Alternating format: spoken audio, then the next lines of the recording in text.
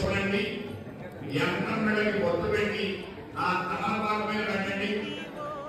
పల్లెల్లో పసుపు ఉంది, వినాయకుడు తయారు చేసి మండపంలోనే కలశాన్ని కుడి చేతి ప్రక్కన వినాయకుడు పెట్టండి.